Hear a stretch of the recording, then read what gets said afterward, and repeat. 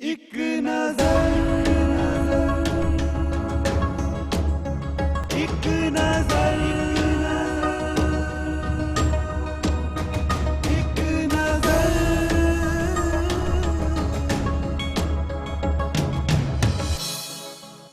Break तो बाद ਤੁਹਾਡਾ ਇੱਕ ਵਾਰ ਫਿਰ ਤੋਂ ਸਵਾਗਤ ਹੈ। ਤੁਸੀਂ ਦੇਖ ਰਹੇ ਹੋ ਟੀਵੀ 84 ਤੇ ਤੁਹਾਡਾ ਆਪਣਾ ਮਨਪਸੰਦ ਪ੍ਰੋਗਰਾਮ ਇੱਕ ਨਜ਼ਰ ਔਰ ਅੱਜ ਸਾਡੇ ਨਾਲ ਸਟੂਡੀਓ 'ਚ ਮੌਜੂਦ ਨੇ ਪ੍ਰਿੰਸੀਪਲ ਸੁਖਵੰਤ ਸਿੰਘ। ਤੰਤੀ ਸਾਜ਼ ਦੀ ਗੱਲ ਕੀਤੀ ਤੇ ਸਾਡੇ ਪੁਰਾਤਨ ਸਾਜ਼ਾਂ ਦੇ ਵਿੱਚੋਂ ਇੱਕ ਸਾਜ਼ ਤੰਤੀ ਸਾਜ਼ ਜਿਹੜੇ ਕਿ ਹੁਣ ਦਰਬਾਰ ਸਾਹਿਬ ਦੇ ਵਿੱਚ ਵੀ ਰਾਗੀ ਜਿੱਥੇ ਜਦੋਂ ਕੀਰਤਨ ਕਰਦੇ ਨੇ ਤੇ ਨਾਲ ਤੰਤੀ ਸਾਜ਼ਾਂ ਦਾ ਸਾਥ ਜਿਹੜਾ ਹੈ ਉਸ ਕੀਰਤਨ ਦੇ ਵਿੱਚ ਸੁਣਨ ਨੂੰ ਮਿਲਦਾ ਹੈ। ਔਰੰਗਜ਼ੇਬ ਦੇ ਵੇਲੇ ਮੌਸੀਕੀ ਦੇ ਉੱਪਰ ਪਾਬੰਦ ਲੱਗ ਗਿਆ, ਮੁੜ ਕੇ ਅਕਬਰ ਬਾਦਸ਼ਾਹ ਆਇਆ, ਉਸ ਤੋਂ ਬਾਅਦ ਕਈ ਹੋਰ ਰਾਜੇ ਆਏ, ਮੌਸੀਕੀ ਫਿਰ ਮੁੜ ਤੋਂ ਜਾਗੀ। ਹੁਣ ਸਮੇਂ ਆ ਗਿਆ ਵੀ ਜਦੋਂ ਸੰਗੀਤ ਜਿਹੜਾ ਹੈ ਅਸਲੀ ਸੰਗੀਤ ਜਿਹਦੀ ਅਗਰ ਰਾਗਾਂ ਦੀ ਗੱਲ ਕਰੀਏ ਤਾਂ ਇਹ ਬਹੁਤ ਲੁਪਤ ਹੁੰਦੇ ਜਾ ਰਹੇ ਨੇ। ਜੈਜ਼, ਪੌਪ, ਰੈਪ, ਇਹ ਨਵੇਂ ਤਰ੍ਹਾਂ ਦਾ ਸੰਗੀਤ ਜਿਹੜਾ ਹੈ ਇਹ ਕਿਸੇ ਨਾ ਕਿਸੇ ਤਰੀਕੇ ਦੇ ਨਾਲ ਇਹ ਕਲਾਸੀਕਲ ਸੰਗੀਤ ਦੇ ਉੱਪਰ ਭਾਰੀ ਪੈਂਦਾ ਨਜ਼ਰ ਆ ਰਿਹਾ। ਇਹਦੇ ਬਾਰੇ ਕੀ ਕਹਿਣਾ ਚਾਹੋਗੇ? ਨਹੀਂ, ਇਸ ਤਰ੍ਹਾਂ ਕਿ ਗੁਰੂ ਸਾਹਿਬ ਤੋਂ ਪਹਿਲਾਂ ਵੀ ਜੇ ਗੁਰੂ ਸਾਹਿਬਾਂ ਨੇ ਗੁਰਮਤਿ ਸੰਗੀਤ ਲਿਆਂਦਾ ਉਦੋਂ ਵੀ ਸੰਗੀਤ ਦਾ ਵਿਗੜਿਆ ਰੂਪ ਸੀ, ਵਿਗੜ ਗਿਆ ਸੰਗੀਤ ਉਦੋਂ ਵੀ, ਹੈ ਨਾ ਜੀ, ਲੱਚਰਤਾ ਵੱਲ ਚਲੇ ਗਿਆ ਸੀ। ਆਪਾਂ ਸਾਰਾ ਦੇਖਦੇ ਹਾਂ ਤੇ ਇਹਦੇ ਵਿੱਚ ਇਹ ਹੈ ਕਿ ਨੈਗੇਟਿਵ ਪੋਜ਼ਿਟਿਵ ਗੱਲ ਚੱਲਦੀ ਰਹਿੰਦੀ ਹੈ।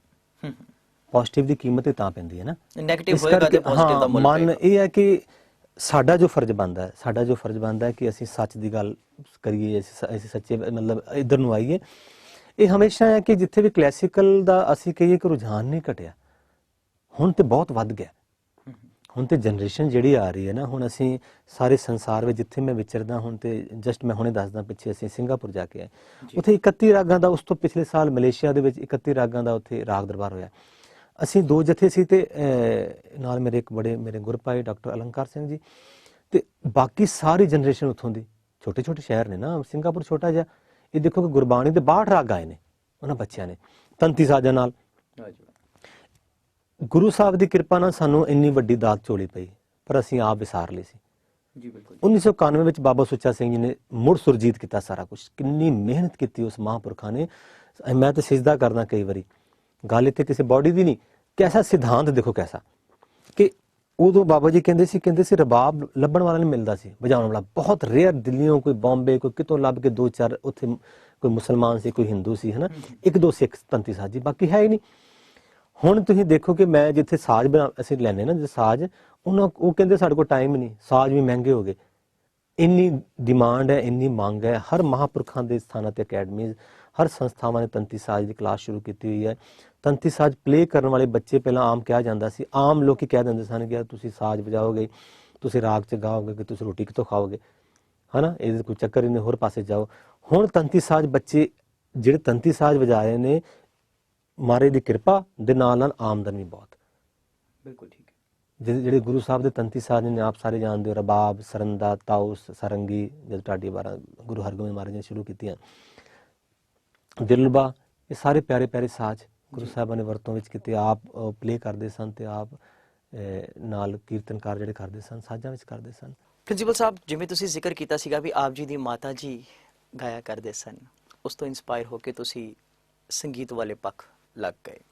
ਸੋ ਕਿਤਨਾ ਕੁ ਜ਼ਰੂਰੀ ਹੁੰਦਾ ਹੈ ਵੀ ਘਰ ਦੇ ਵਿੱਚ ਸੰਗੀਤ ਦਾ ਮਾਹੌਲ ਹੋਵੇ ਤਾਂ ਹੀ ਬੱਚਾ ਸੰਗੀਤ ਵਾਲੇ ਪਾਸੇ ਆਉਂਦਾ, ਜਾਂ ਫਿਰ ਵੈਸੇ ਵੀ ਕੁਝ ਰੱਬੀ ਤਾਕਤ ਜਾਂ ਕਹਿ ਲਓ ਜਾਂ ਕੋਈ ਰੱਬੀ ਐਸੀ ਰੂਹ ਹੁੰਦੀ ਜਿਹੜੀ ਸੰਗੀਤ ਵਾਲੇ ਪਾਸੇ ਜਾਂਦੀ ਹੈ, ਜਾਂ ਫਿਰ ਘਰ 'ਚ ਮਾਹੌਲ ਹੋਣਾ ਜ਼ਰੂਰੀ ਹੈ?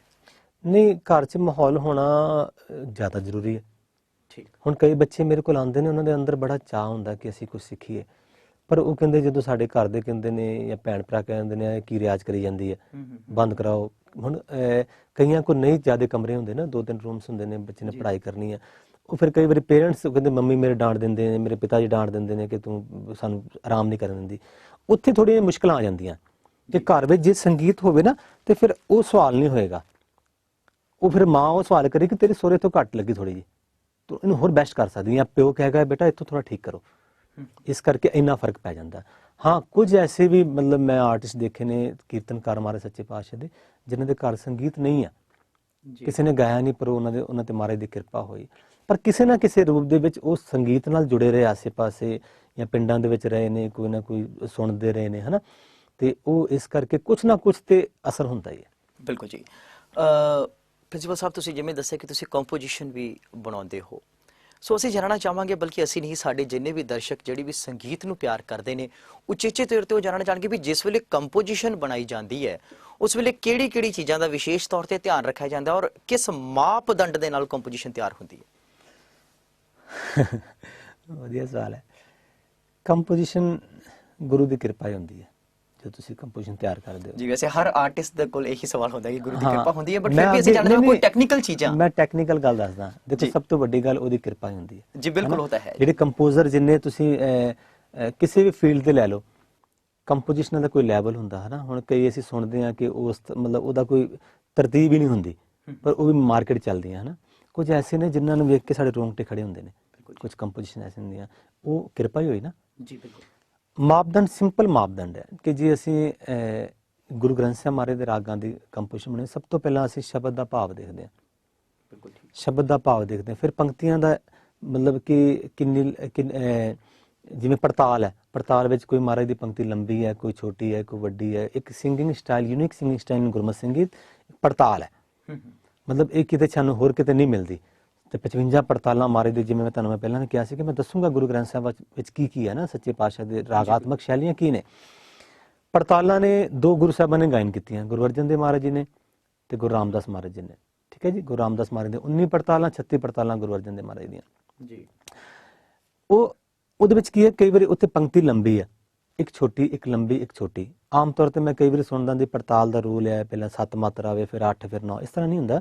ਜਿਵੇਂ ਤਾਲ ਉਸ ਪੰਕਤੀ ਦੇ ਅਨੁਸਾਰ ਉੱਤੇ ਫਿੱਟ ਆ ਜਾਵੇ ਜੀ, ਹਨਾ, ਧੱਕਾ ਨਹੀਂ ਕਰਨਾ ਉਹਦੇ ਨਾਲ, ਮਤਲਬ ਬਿਲਕੁਲ ਸਮੂਥ ਹੋ ਜਾਵੇ।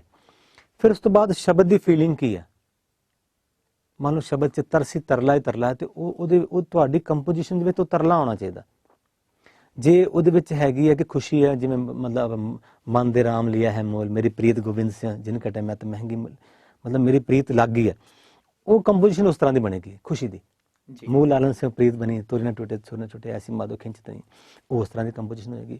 ਜਿੱਥੇ ਹੈ ਕਿ ਮਤਲਬ ਹੋਣਾ ਛੋੜੂ ਕੰਤ ਪਾਸਰਾ, ਸਦਾ ਰੰਗੀਲਾ ਲਾਲ ਪਿਆਰਾ, ਇਹੋ ਮਹੰਜਾ ਆਸਰਾ, ਜੇ ਭੁੱਲੀ ਜੇ ਚੁੱਕੀ ਸਾਈ ਬੇਨਤੀ। ਉਹਦੇ ਵਿੱਚ ਤੁਹਾਡਾ ਉਹ ਭਾਵ ਆਉਣਾ ਚਾਹੀਦਾ ਹੈ। ਮਤਲਬ ਕੰਪੋਜੀਸ਼ਨ ਤਿਆਰ ਹੋਣ ਦਾ ਮਤਲਬ ਇਹ ਹੁੰਦਾ ਹੈ ਕਿ 90% ਭਾਵ ਤੇ ਆਧਾਰਿਤ ਹੁੰਦੀ ਹੈ, ਕਿ ਫੀਲਿੰਗ ਦੇ ਆਧਾਰਿਤ ਹੈ ਕਿ ਤੁਸੀਂ ਕੀ ਕਹਿ ਰਹੇ ਹੋ, ਮਤਲਬ ਗੁਰੂ ਸਾਹਿਬ ਕੀ ਕਹਿਣਾ ਚਾਹੁੰਦੇ ਨੇ।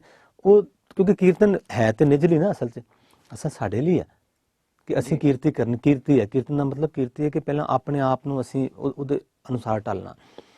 ਫਿਰ ਜੇ ਸੰਗਤ ਕੀਰਤਨ ਸੁਣ ਰਹੀ ਹੈ ਤੇ ਸੰਗਤ ਵਿੱਚ ਉਹ ਭਾਵ ਉਜਾਗਰ ਹੋਵੇ।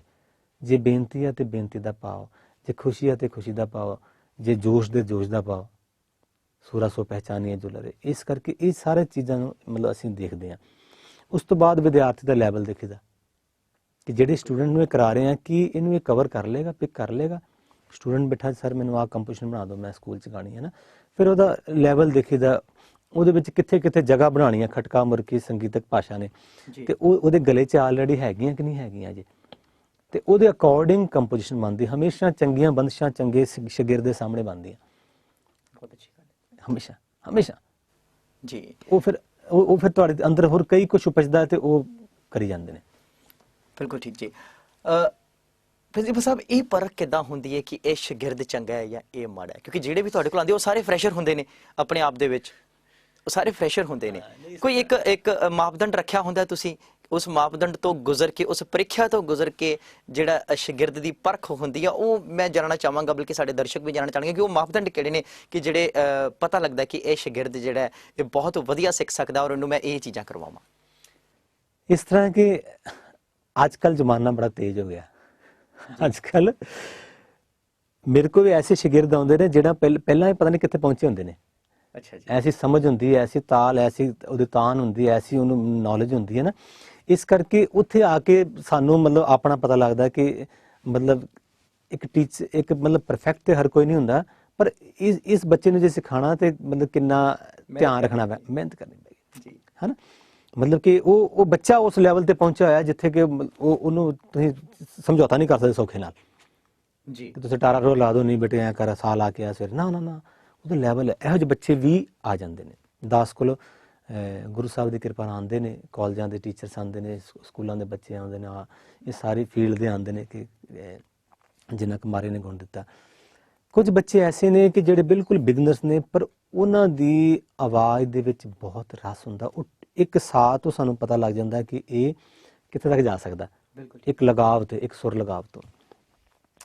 ਦੂਜੀ ਗੱਲ ਇਹ ਹੈ ਕਿ ਕਈ ਵਾਰੀ ਪ੍ਰੋਬਲਮ ਕੀ ਹੈ ਕਿ ਜਿਹੜਾ ਜ਼ਿਆਦਾਤਰ ਅਸੀਂ ਕੀ ਫੇਸ ਕਰਦੇ ਹਾਂ ਕਿ ਜਿਹੜੇ ਚੰਗੇ ਨੇ ਨਾ, ਮਤਲਬ ਗੋਡ ਗਿਫਟਡ ਨੇ, ਉਹ ਮਤਲਬ ਬਹੁਤ ਰੇਅਰ ਹੁੰਦੇ, ਉਹ ਰਿਆਜ਼ ਘੱਟ ਕਰਦੇ ਨੇ।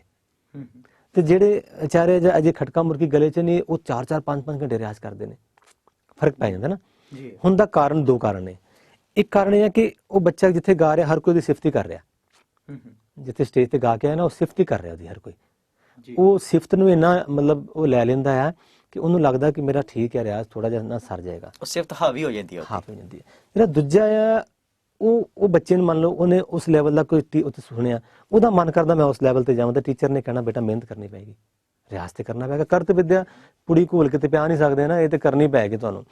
ਤੇ ਇਸ ਕਰਕੇ ਇਸ ਤਰ੍ਹਾਂ ਦੀ ਗੱਲਾਂ ਅਸੀਂ ਫੇਸ ਕਰਦੇ ਹਾਂ। ਤੇ ਮੇਰੇ ਲਈ ਇਦਾਂ ਦੀ ਕੋਈ ਪ੍ਰੋਬਲਮ ਨਹੀਂ ਕਿ ਮਤਲਬ ਕਿਸੇ ਪ੍ਰਤੀ ਕੋਈ ਨਫ਼ਰਤ ਹੈ ਜਾਂ ਕਿਸੇ ਪ੍ਰਤੀ ਕੋਈ ਪਿਆਰ ਹੈ, ਕਿ ਕਿਸੇ ਨੂੰ ਇਗਨੋਰ ਕਰਨਾ, ਕਿਸੇ ਨੂੰ ਜ਼ਿਆਦਾ ਸਿਖਾਉਣਾ, ਸਾਡੇ ਲਈ ਸਾਰੇ ਬਰਾਬਰ ਨੇ। ਪਰ ਕੁਦਰਤੀ ਹੁੰਦਾ ਹੈ ਕਿ ਜਿਹੜਾ ਸਕੂਲ ਦੇ ਵਿੱਚ ਫਸਟ ਸੈਕੰਡ ਥਰਡ ਹੋਵੇ ਨਾ ਬੱਚਾ, ਉਹ ਟੀਚਰ ਨੂੰ ਥੋੜਾ ਪਿਆਰਾ ਹੁੰਦਾ ਕਿ ਇਹ ਮਿਹਨਤ ਕਰਦਾ। ਪਰ ਜ਼ਿਆਦਾ ਧਿਆਨ ਟੀਚਰ ਦਾ ਮਗਰਲਿਆਂ ਜਿਹੜੇ ਮੇਰੇ ਵਰਗੇ ਨਲਾਇਕ ਪਿੱਛੇ ਬੈਠੇ ਹੁੰਦੇ ਉਹਨਾਂ ਵੱਲ ਹੁੰਦਾ ਕਿ ਯਾਰ ਇਹਨਾਂ ਤੇ ਮਿਹਨਤ ਕਰੀਏ, ਹਨਾ, ਉਹਨੇ ਤੇ ਕਵਰ ਕਰ ਲੈਣਾ। ਪਰ ਇਹ ਹੈ ਕਿ ਉਹ ਉੱਤੇ ਵੀ ਧਿਆਨ ਜਾਂਦਾ ਹੈ ਕਿ ਇਹ ਨਾ ਵੀ ਉਹ ਪਿੱਛੇ ਆ ਜੇ, ਉਹਨੂੰ ਹੋਰ ਮਿਹਨਤ ਕਰਾਉਣੀ ਹੈ, ਹਨਾ। ਇਹ ਇਸ ਕਰਕੇ ਇਹ ਚੀਜ਼ਾਂ ਚੱਲਦੀਆਂ ਰਹਿੰਦੀਆਂ। ਪਰ ਇਹਦੇ ਵਿੱਚ ਸਾਨੂੰ ਜਿਹੜੀ ਇੱਕ ਤੇ ਸੇਵਾ ਮਿਲ ਜਾਂਦੀ ਹੈ, ਅਸੀਂ ਸਿਖਾਉਂਦੇ ਹਾਂ ਮਹਾਰਾਜ ਸੱਚੇ ਪਾਤਸ਼ਾਹ ਦੇ ਨਾਲ। ਇਹ ਖੁਸ਼ੀ ਹੁੰਦੀ ਜਦੋਂ ਬੱਚਾ ਕਿਸੇ ਰੁਜ਼ਗਾਰ 'ਚ ਲੱਗ ਜਾਏ, ਇਹ ਖੁਸ਼ੀ ਹੁੰਦੀ ਹੈ। ਐਸੇ ਬੱਚੇ ਜੀਵਨ 'ਚ ਦਾਸ ਕੋਲ ਆਏ ਨੇ ਜਿਨ੍ਹਾਂ ਦੇ ਘਰਾਂ ਦੇ ਵਿੱਚ ਮਤਲਬ ਮੈਂ ਜਾ ਕੇ ਵੀ ਦੇਖਿਆ ਤੇ ਮਹਿਸੂਸ ਹੁੰਦਾ ਹੈ ਕਿ ਕਿੰਨੀ ਮੁਸ਼ਕਿਲ ਦੌਰ ਨੇ। ਅੱਜ ਉਹ ਫੋਰਨ 'ਚ ਸੈੱਟ ਨੇ। ਹਾਂ, ਉਹਨਾਂ ਨੂੰ ਦੇਖ ਕੇ ਫਿਰ ਮਨ ਬਹੁਤ ਪਸੰਦ। ਹੁਣ ਕਿੰਨੇ 6 ਕੀਰਤਨੀ ਜਿੱਥੇ ਹਰਿਮੰਦਰ ਸਾਹਿਬ ਦਾਸ ਦੇ ਸ਼ਾਗਿਰਦ ਨੇ, ਜਿਹੜੇ ਦਾਸ ਕੋ ਸਿੱਖੇ ਗਏ ਨੇ। ਪਰ ਮੈਂ ਉਹਨਾਂ ਅੱਗੇ ਮੇਰਾ ਸਿਰ ਝੁਕਦਾ ਕਿਉਂਕਿ ਬੜੀ ਵੱਡੀ ਜਗ੍ਹਾ 'ਚ ਸੇਵਾ ਕਰ ਰਹੇ ਨੇ। ਗੁਰੂ ਰਾਮਦਾਸ ਦੇ ਤੁਸੀਂ ਮੱਥਾ ਟੇਕਣ ਜਾਓ, ਭਾਈ ਹਰਜਿੰਦਰ ਸਿੰਘ ਸ਼੍ਰੀਨਗਰ ਵਾਲੇ ਨੇ ਇੱਕ ਬੜੀ ਸੋਹਣੀ ਗੱਲ ਕੀਤੀ। ਦਾਸ ਕੋਲ ਬੈਠਾ ਕਿਸੇ ਹਰਿਮੰਦਰ ਸਾਹਿਬ ਦੇ ਕੀਰਤਨੀ ਕਹਿੰਦੇ ਅਸੀਂ ਜਦੋਂ ਮੱਥਾ ਟੇਕਣ ਜਾਈਏ ਨਾ, ਕਹਿੰਦੇ ਸਾਨੂੰ ਮਤਲਬ ਕਿਉਂਕਿ ਸੇਵਾ ਦਾ ਡਿਊਟੀ ਹੈ, ਇੰਨੀ ਸੰਗਤ ਆਈ ਹੁੰਦੀ ਹੈ, ਉਹਨਾਂ ਦਾ ਫਰਜ਼ ਬਣਦਾ ਕਿ ਜਲਦੀ ਮੱਥਾ ਟੇਕ ਕੇ ਜਾਓ ਕਿਉਂਕਿ ਉਹ ਕਿੰਨੇ ਚਿਰ ਦੀ ਵੇਟ ਕਰ ਰਹੇ, ਕੋਈ ਦੂਰੋਂ ਕੋਈ ਬਜ਼ੁਰਗ ਨੇ, ਹਨਾ, ਕਿ ਅਸੀਂ ਛਿਣ ਭਰ ਲਈ ਗੁਰੂ ਰਾਮਦਾਸ ਦੇ ਅੰਦਰਲੇ ਸਥਾਨ ਦੇ ਦਰਸ਼ਨ ਕਰਦੇ ਹਾਂ, ਹਨਾ। ਤੇ ਕੀਰਤਨੀ ਜਿਹੜੇ ਗੁਰੂ ਰਾਮਦਾਸ ਦੇ ਕੋਲ ਗੋਦ 'ਚ ਬਹਿ ਕੇ ਲੰਮਾ 3-3 4-4 ਘੰਟੇ ਆਸਾ ਦੀ ਵਾਰ ਲਾਉਂਦੇ ਨੇ, ਤੇ ਕਿੰਨੇ ਵੱਡੇ ਭਾਗ ਨੇ ਉਹਨਾਂ ਦੇ ਉਸ ਦਰ ਦੇ, ਹਨਾ। ਇਸ ਕਰਕੇ ਮੈਨੂੰ ਖੁਸ਼ੀ ਹੁੰਦੀ ਹੈ। ਕਾਫੀ ਸਟੂਡੈਂਟਸ, ਰਾਗੀ ਸਿੰਘ, ਮੈਂ ਤੁਹਾਨੂੰ ਬੇਨਤੀ ਕਰਦਾ, ਮੈਂ ਨਾਂ ਤੇ ਨਹੀਂ ਕਿਸੇ ਦੇ ਲੈ ਸਕਦਾ ਕਿਉਂਕਿ ਇੰਨੇ ਮਤਲਬ ਕਈ ਵਾਰੀ ਕਿਸੇ ਦਾ ਰਹਿ ਜਾਏ ਤੇ ਮੇਰੇ ਦਿਲ ਨੂੰ ਕੁਝ ਹੋਏਗਾ। ਉਹਨਾਂ ਦੇ ਕੁਝ ਕਹਿਣੇ ਨੇ, ਫੇਮਸ ਬੜੇ ਨੇ ਜਿਹੜੇ ਮਤਲਬ ਸੰਸਾਰ ਦੇ ਤੌਰ ਤੇ ਵੀ ਤੇ ਕਿਰਪਾ ਵੀ। ਤੇ ਉਸ ਤਰ੍ਹਾਂ 2 ਸਿੱਖ ਬੱਚੇ ਵੀ ਨੇ, ਸ਼ਮੀਰ ਸਿੰਘ, ਦਵਿੰਦਰਪਾਲ ਸਿੰਘ। ਤੇ ਗੱਲ ਤੇ ਹੈ ਕਿ ਚਲੋ ਸਾਡੇ ਅੰਦਰ ਹੈ ਕਿ ਸਾਰੇ ਅੰਦਰ ਕੀਰਤਨ ਆਵੇ, ਬਸ। ਇਸ ਕਰਕੇ ਇਹ ਸ਼ਾਗਿਰਦ ਖੁਸ਼ੀ ਹੁੰਦੀ ਸਾਨੂੰ ਕਿ ਮਹਾਰਾਜ ਦੇ ਨਾਲ ਕੀਰਤਨ ਨਾਲ ਜੁੜੇ ਰਹਿਣ ਸਾਰੇ ਕਿਸੇ ਤਰ੍ਹਾਂ। ਬਿਲਕੁਲ ਜੀ, ਬਿਲਕੁਲ। ਸੋ ਪ੍ਰਿੰਸੀਪਲ ਸਾਹਿਬ, ਸਮੇਂ ਇਜਾਜ਼ਤ ਨਹੀਂ ਦੇ ਰਿਹਾ ਕਿ ਅਸੀਂ ਤੁਹਾਡੇ ਨਾਲ ਹੋਰ ਗੱਲਾਂ ਬਾਤਾਂ ਕਰੀਏ ਕਿਉਂਕਿ ਸਮੇਂ ਜਿਹੜਾ ਉਹ ਆਪਣੀ ਚਾਲੇ ਚੱਲਦਾ ਹੈ। ਸੋ ਸਾਡਾ ਫਰਜ਼ ਬਣਦਾ ਕਿ ਅਸੀਂ ਸਮੇਂ ਦੀ ਕਦਰ ਕਰੀਏ। ਗੱਲਾਂ ਬਾਤਾਂ ਹੋਰ ਵੀ ਨੇ, ਸੰਗੀਤ ਅਤੇ ਗੁਰਮਤ ਰਾਗ ਬਾਰੇ ਹੋਰ ਵੀ ਜਾਣਨਾ ਚਾਹੁੰਦੇ ਹਾਂ ਅਸੀਂ, ਪਰ ਸਮੇਂ ਜਿਹੜਾ ਮੈਂ ਜਿਵੇਂ ਤੁਹਾਨੂੰ ਪਹਿਲੇ ਵੀ ਦੱਸਿਆ ਕਿ ਇਜਾਜ਼ਤ ਨਹੀਂ ਦੇ ਰਿਹਾ। ਸੋ ਅਗਲੇ ਐਪੀਸੋਡ ਦੇ ਵਿੱਚ ਅਸੀਂ ਤੁਹਾਡੇ ਨਾਲ ਦੁਬਾਰਾ ਮੁਲਾਕਾਤ ਕਰਾਂਗੇ ਔਰ ਜਾਣਾਂਗੇ ਸੰਗੀਤ ਅਤੇ ਗੁਰਮਤ ਰਾਗਾਂ ਦੇ ਬਾਰੇ ਦੇ ਵਿੱਚ। ਸੋ ਫਿਲਹਾਲ ਦਿਓ ਇਜਾਜ਼ਤ ਜੀ। ਫਤਿਹ ਬੁਲਾਓ। ਵਾਹਿਗੁਰੂ ਜੀ ਕਾ ਖਾਲਸਾ, ਵਾਹਿਗੁਰੂ ਜੀ ਕੀ ਫਤਿਹ। ਇੱਕ ਨਜ਼ਰ, ਇੱਕ ਨਜ਼ਰ।